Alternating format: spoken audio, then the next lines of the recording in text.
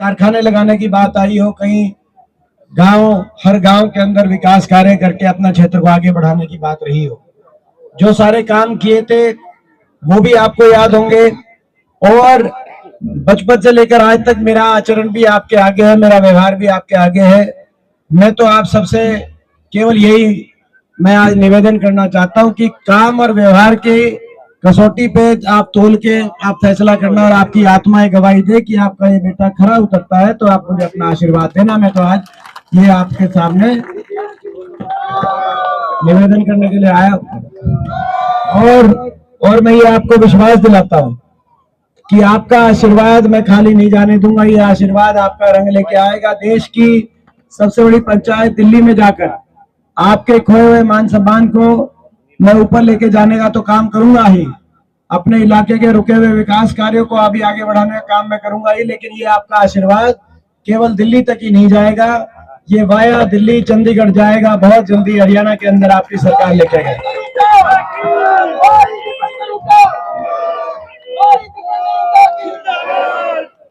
अभी उठो।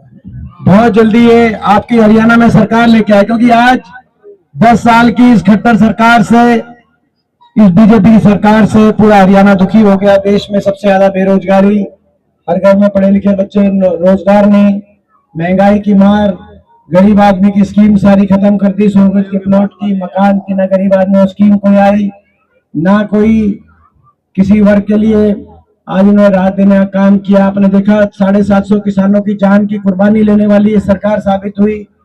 हमारी बेटियों को दिल्ली की सड़कों पे घसीटवाने वाली ये सरकार साबित हुई। और संविधान पे चुरा घोंपते हुए संविधान को खत्म करने की कोशिशें करने वाली ये सरकार साबित हो रही है। आज ये हरियाणा प्रदेश में नशा बढ़ गया, आज हरियाणा प्रदेश के अंदर अपराध बढ़ गया, बेरोजगारी बढ़ गई। ऐसी सरकार साबित हुई कि फौज की भर्ती को भी जिस सरकार ने कच्चे पे करने का काम किया, अग्निपथ योजना ले आए, जय जवान जय किसान का हमारा नारा था, ना जय जवान छोड़ा ना जय किसान छोड़ा। आज ऐसी सरकार ये साबित हुई, और इसीलिए पूरे हरियाणा प्रदेश में इस सरकार के प्रति एक नाराजगी का माहौल बन गया। और इलेक्शन के बीचों बीच बीजेपी को भी अपना मुख्यमंत्री और उप मुख्यमंत्री का चेहरा बदलना पड़ा इलेक्शन के बीच में, आपने देखा। लेकिन बीजेपी वालों से मैं कहना चाहता हूं, अब आप क्या मुख्यमंत्री और उप मुख्यमंत्री बदलोगे इलेक्शन के बीच में? अब तो जनता है, जनता ही वोट करके सरकार ही बदलने का जनता काम करेगी। अब आप क्या बदलोगे? और आपकी सरकार बनेगी हरियाणा में, आपकी कांग्रेस पार्टी की सरकार बनेगी। और सरकार बनते ही हम हर वर्ग के लिए कदम उठाएंगे। सबसे पहले अपने बड़े बुजुर्गों को देश में सबसे ज्यादा 6000 बुढ़ापा पेंशन दिलवाने का हम काम करेंगे। और इससे अलग हमारी माताओं और बहनों को, बड़े बुजुर्गों को 6000 पेंशन मिलेगी, लेकिन एक नई योजना महालक्ष्मी योजना, अपनी माताओं बहनों को 8500 रुपए पेंशन बनवाने का माता और बहनों के लिए काम करेंगे। उनसे बुरा मत मानना, ये गलत। और उसके साथ किसान को एमएसपी गारंटी, कर्मचारी को ओल्ड पेंशन स्कीम, 2 लाख सरकारी नौकरियों को निकलवा कर हमारे नौजवानों को रोजगार के अवसर दिलवाने का तो हम काम करेंगे ही। और हर बिजली उपभोक्ता को 300 यूनिट बिजली हम पे राहत देने का काम करेंगे। ये हमारे सारे संकल्प है कांग्रेस पार्टी के। और फौज की जो ये योजना है, कच्ची भर्ती की जो योजना है, ये कच्ची भर्ती अग्निपथ जाएगी और फौज में पक्की भर्ती दोबारा से आएगी। ये संकल्प लेके हम चल रहे हैं। ये लड़ाई हरियाणा के भविष्य को बचाने की लड़ाई है। ये लड़ाई बाबा साहब भीमराव अंबेडकर जी के संविधान को बचाने की लड़ाई, और ये लड़ाई अपने इलाके में राज लाने की और हमारे इलाके को आगे लेके जाने की लड़ाई है। आप समझ सकते हो, आपका अपना जब चीफ मिनिस्टर हो, आपका अपना मुख्यमंत्री हो, तब इलाके के कामों में ज्यादा ध्यान दिया जाता है, हमारा इलाका आगे जाता है। 10 साल खट्टर साहब मुख्यमंत्री थे, मात्र एक बार बेरी में आए, एक दिन के लिए, तो आप अंदाजा लगा सकते हो, जो उनको आने का ही टाइम नहीं।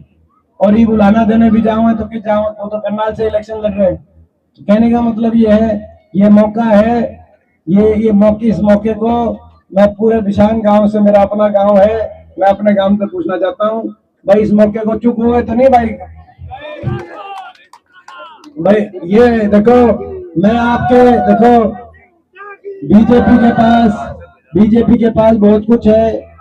बीजेपी के जो उम्मीदवार है उसके पास सरकारें भी हैं, उनकी पैसा भी छुट्टी इकट्ठा कर रखा है बीजेपी ने, और भाई मीडिया भी उनका है। मैं अगर मेरे पास कुछ है तो मैं तो भाई आपके आशीर्वाद के भरोसे हूँ, मैं थारे भरोसे हूँ, मेरे पास कुछ नहीं है। तो भाई तो मैं आप सबसे ये पूछना चाहता हूँ भाई, पूरा गांव भाई ये बताओ भाई 5 लीटर तो बढ़ाओगे कि मैं बिछान गांव में? देखो जीत का रौला नहीं है इस बार, जीत आपकी हो चुकी है, जीत तय है, जीत का रौला नहीं है, जीत तो तय है। एक मिनट रुक जाओ भाई, 1 सेकंड की बात है, उसके बाद आप करना।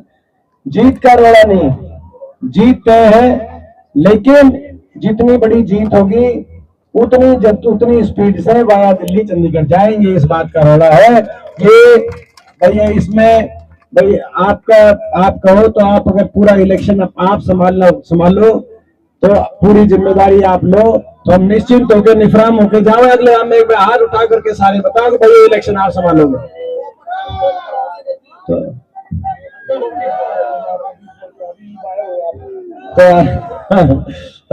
तो अपना ठीक है, चलो भाई यही बात है।